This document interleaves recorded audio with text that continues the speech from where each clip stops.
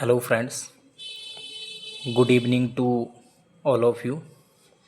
दोस्तों, मैं आप सबका स्वागत करता हूं अपने इस यूट्यूब चैनल पर। फ्रेंड्स, आज हम गणित की आपकी इस कक्षा में या मैथमेटिक्स की इस क्लास में सरलीकरण या सिंप्लीफिकेशन के बारे में फिर से अध्ययन करेंगे। फिर से अध्ययन करने का मतलब मेरा इससे है कि ठीक इससे पहले हमने सिंप्लीफिकेशन या सरलीकरण की एक क्लास डिस्कस की है। इससे पहले वाली जो हमने सिंप्लीफिकेशन या सरलीकरण की क्लास अटेंड की थी, उस क्लास में मैंने आपको सिंप्लीफिकेशन का एक सिंपल सा नियम बताया था, वी बोर्ड मास का नियम। वी बोर्ड मास का नियम वी बोर्ड मास के नियम में आप सीखते हो कि कौन सा साइन सबसे बड़ा होता है। जैसे वी का मतलब होता है विनिकुलम बार। किसी संख्या के ऊपर अगर बार कोड लगा होता है तो सबसे पहले वही संख्या सॉल्व होती है। आप उस नियम को डिटेल से मेरी पहले वाली क्लास में देख सकते हो। उसमें मैंने पूरी डिटेल से उसको डिस्कस किया है। उस नियम के आधार पे क्वेश्चन किस तरीके से हल होंगे वह भी हमने उस क्लास में अध्ययन किया था। तो उस क्लास को आप मेरे यूट्यूब चैनल पर डायरेक्ट अटेंड कर सकते हो, नहीं तो इस वीडियो के डिस्क्रिप्शन बॉक्स में आपको मेरी उस क्लास का लिंक मिल जाएगा। आप उस लिंक पर जाकर आसानी से उस क्लास को अटेंड कर सकते हो और वी बोर्ड मास के नियम को भी डिटेल से पढ़ सकते हो कि वी बोर्ड मास का नियम क्या होता है। आज हम सिंप्लीफिकेशन या सरलीकरण में बात करेंगे भिन्न की। भिन्न या आपका फ्रैक्शन। भिन्न या आपका फ्रैक्शन। ठीक है कि भिन्न क्या होती है, आपकी फ्रैक्शन क्या होती है। तो फ्रेंड्स, ध्यान रखना, जैसे हमने ठीक इससे पहले जब आपका नंबर सिस्टम शुरू किया था उसमें हमने रेशनल और इरेशनल नंबर्स को पढ़ा था, परिमेय संख्याओं को। परिमेय संख्याओं की परिभाषा और भिन्न की परिभाषा आपकी समान होती है। ध्यान रखना, परिमेय संख्याएं और भिन्न की परिभाषा आपकी क्या होती है, समान होती है। भिन्न की भी परिभाषा कहती है कि यदि कोई संख्या यदि कोई संख्या P अपॉन Q के फॉर्म में हो, या आप कह सकते हो इसी को अंश बटे हर के रूप में लिखी हो। जो बटे के ऊपर अंक होता है उसको अंश कहा जाता है और जो बटे के नीचे लिखा जाए उसको हर कहा जाता है, या आप कह सकते हो न्यूमिनेटर अपॉन डिनोमिनेटर। अगर कोई संख्या P बाय Q के रूप में लिखी हो, ध्यान रखना, के रूप में लिखी हो, लेकिन Q is not equal to zero, यानी जो हर का मान होता है, डिनोमिनेटर होता है या Q होता है, ये कभी भी जीरो के बराबर नहीं होता है, तो वही आपकी परिमेय या भिन्न कहलाती है। ध्यान रखना, परिमेय या भिन्न कहलाती है। जैसे हम यहाँ पर एक नंबर डिस्कस करें, जैसे आपके पास नंबर लिख दिया जाए 2/3। अब देखिए, बटे में ज़ीरो नहीं है, नंबर क्या है, 3 है, तो ये संख्या कैसी है, भिन्न है या परिमेय। लेकिन अगर मैं लिख दूँ 2/0, तो ये आपका ना तो भिन्न है ना कभी परिमेय संख्या हो सकती है, क्योंकि परिभाषा कहती है यदि कोई संख्या P बाय Q के फॉर्म में या के रूप में लिखी हो, लेकिन Q का मान यदि ज़ीरो नहीं है तो संख्या परिमेय और भिन्न है। अगर कभी इसके जगह टर्म लिख दी जाए Q is equal to zero, तो ये कभी भी भिन्न या परिमेय नहीं हो सकती है।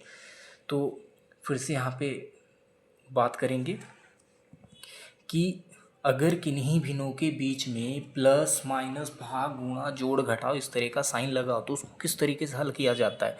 तो उसके लिए आपकी एक टर्म यूज़ होती है, जैसे भिन्नों पर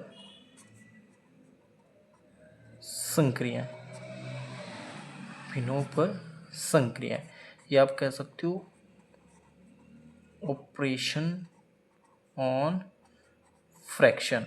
ऑपरेशन ऑन फ्रैक्शन, ध्यान रखना, ऑपरेशन ऑन फ्रैक्शन, भिन्नों पर संक्रिया। भिन्नों पर संक्रियाओं का मतलब है कि अगर किन्हीं भिन्नों के बीच में प्लस का साइन हो या माइनस का साइन हो या आपका गुणा भाग का साइन हो, तो उसको किस तरीके से हल किया जाता है। तो सबसे पहले हम बात करेंगे आपका भिन्नों का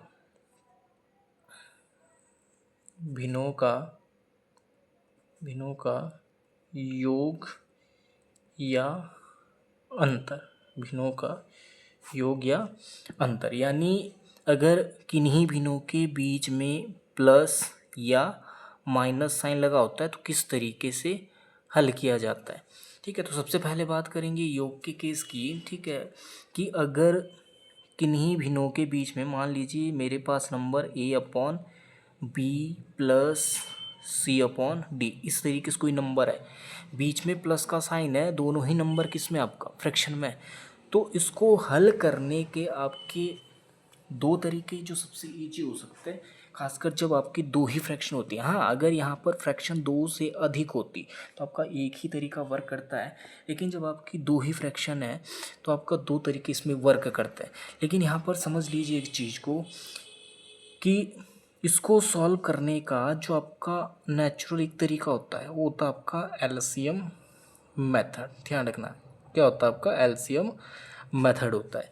एलसीएम मेथड का मतलब है किसी भी फ्रैक्शन के जो ये नीचे वाले नंबर होते हैं, यानी जो आपका हर का मान है, जैसे यहाँ पर क्या है b है और यहाँ पर क्या है t है, इन दो नंबर का क्या निकाला जाता है, एलसीएम।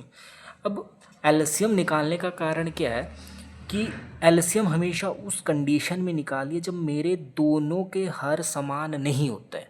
जब हमारा हर ही इक्वल नहीं होता है तो हम उसको इक्वल करने के लिए क्या निकालते हैं, उसका एलसीएम। ठीक है, जैसे यहाँ पर हर का मान b है और यहाँ पर क्या है d है, यानी दोनों नंबर अलग है तो इनका क्या निकाला जाता है, एलसीएम। हाँ, अगर मैं यहाँ पे लिख दूँ a/b प्लस c/b, इस तरीके से।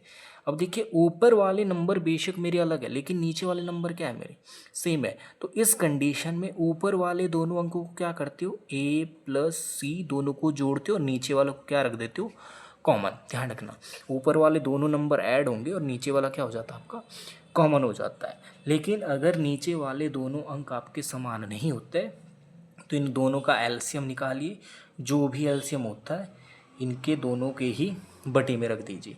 एक बार b से एलसीएम को डिवाइड करोगे, मान लीजिए आपको x प्राप्त हो जाए, d से आपने एलसीएम को डिवाइड किया, मान लीजिए y प्राप्त होता है। अब देखिए b से एलसीएम को, ध्यान रखना, b से एलसीएम को डिवाइड करने पे x प्राप्त हुआ तो b के ठीक ऊपर वाले नंबर में x की क्या हो जाती है, गुणा हो जाती है। आप कह सकते हो a/x।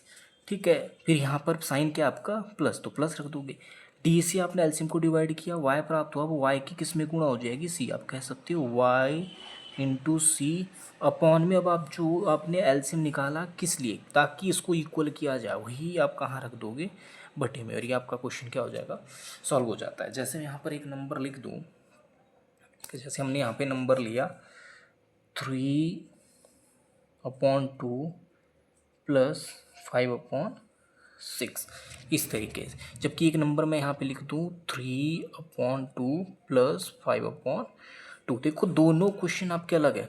ठीक है, अगर मैं पहले क्वेश्चन की बात करूँ फिर दूसरे क्वेश्चन की, पहले क्वेश्चन में मेरे जो हर का मान है वो इक्वल नहीं है, लेकिन अगर मैं दूसरे क्वेश्चन की बात करूँ तो मेरा हर का मान क्या है, इक्वल है। ठीक है, अगर इक्वल नहीं है तो इसको इक्वल करने के लिए क्या किया जाता है, 2 और 6 का एलसीएम निकाला जाएगा। अगर मैं यहाँ पे 2 और 6 का एलसीएम निकालूँ तो ध्यान रखना, एलसीएम निकालते हुए जब तक लास्ट में मेरे पास दोनों ही टर्म क्या आना हो जाए 1 तब तक पूरा पूरा डिवाइड कीजिए। जैसे 2 से 2 को कैंसिल कर दिया आपने एक बार में, 6 कैंसिल नहीं हुआ तो कितनी बार में, 3 बार में। अब देखिए 3 केवल 3 से ही डिवाइड हो सकता है, एक और ये एक बार में। मेरे पास दोनों टर्म क्या हो गया, 1 1। अब 3 × 2 कितना हो गया, 6, यानी इसका एलसीएम ही कितना हो जाता है, 6। अब देखिए 2 को 6 से डिवाइड करने पे हमें नंबर प्राप्त हुआ 3। अब मैं 3 की इस ऊपर वाले 3 में क्या कर देता हूँ, गुणा। 3 × 3 कितना हो गया, 9, बीच में साइन प्लस तो प्लस रखिए। 6 से 6 कैंसिल हुआ एक बार में, 1 की गुणा 5 में करोगे कितना हो जाएगा, 5, और बटे में मेरा एलसीएम कितना था, 6। 9 और 5 कितना हो गया आपके पास, 14, और बटे में 6।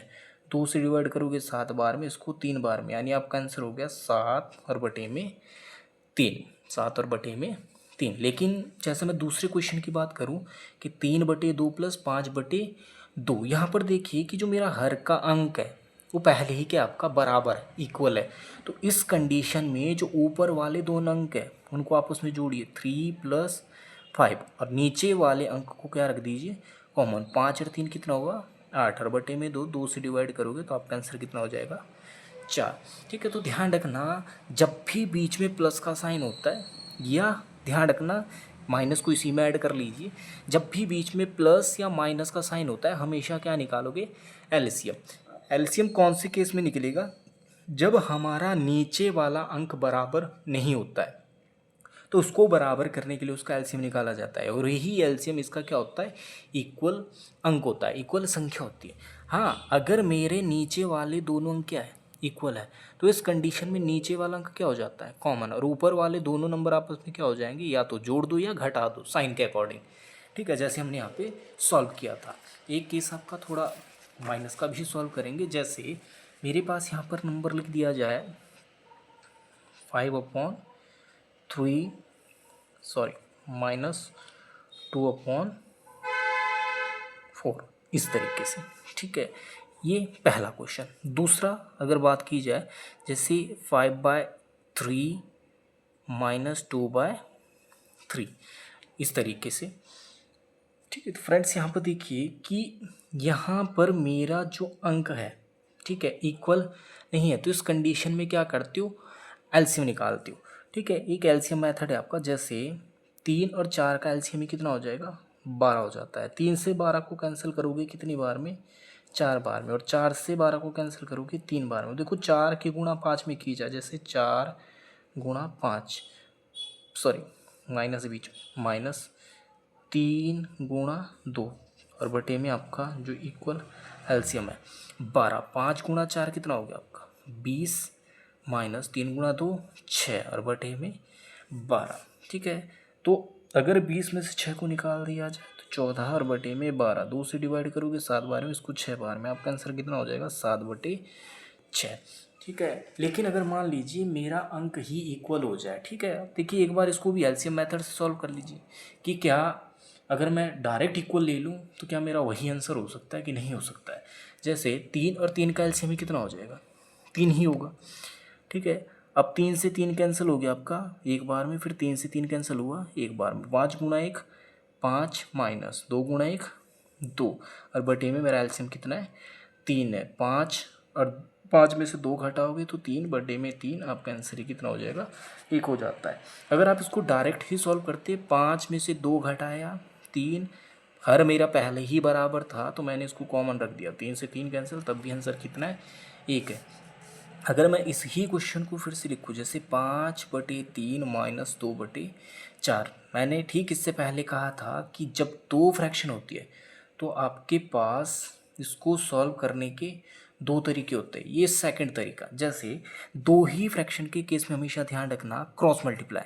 जैसे 4 की गुणा मैं किस में कर दूँ, 5 में, 4 × 5 कितना हो गया 20, और 3 की गुणा 2 में, 3 × 2 कितना हो गया 6, माइनस है तो माइनस रखिए, बटे में नीचे वाले दोनों अंकों की क्या कर दीजिए गुणा। ध्यान रखना हमने 4 की गुणा किससे की 5 से, और 3 की गुणा किससे की 2 से, और 3 की गुणा फिर किससे 4 से। 3 × 4 कितना हो गया आपका 12, इसमें से घटाओगे तो 14, बटे में 12, फिर काटोगे तो 7/6, ये आपका क्या हो गया आंसर। अगर यही क्वेश्चन आपका कि 5/3 -2/3, अगर इसको हल किया जाए क्रॉस मल्टीप्लाई से, तो 3 × 5 कितना हो गया 15, 3 × 2 6, बटे में 3 × 3 हो गया आपका 9। 15 में से 6 घटाओ कितना बचा 9, और बटे में 9, 9 से 9 कैंसिल, तब भी आंसर कितना हो जाता है 1 हो जाता है।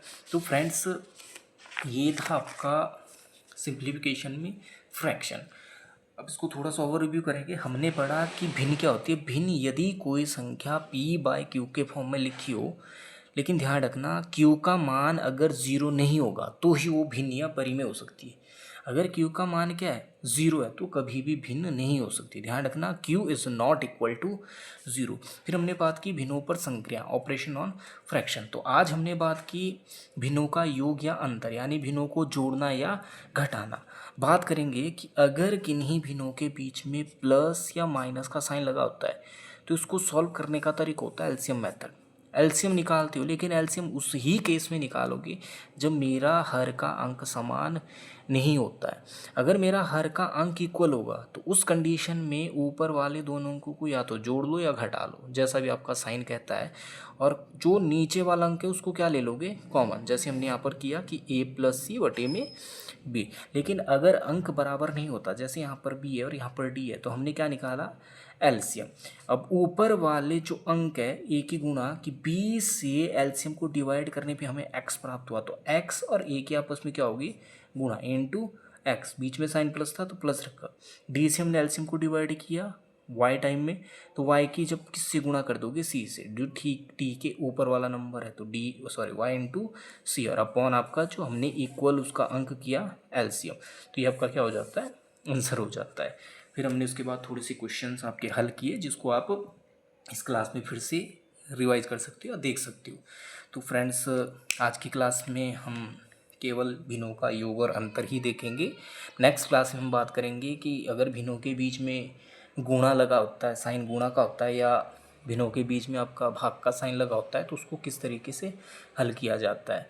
तो फ्रेंड्स, इस वीडियो को ज़्यादा से ज़्यादा लाइक करें, शेयर करें और चैनल को सब्सक्राइब करना ना भूलें।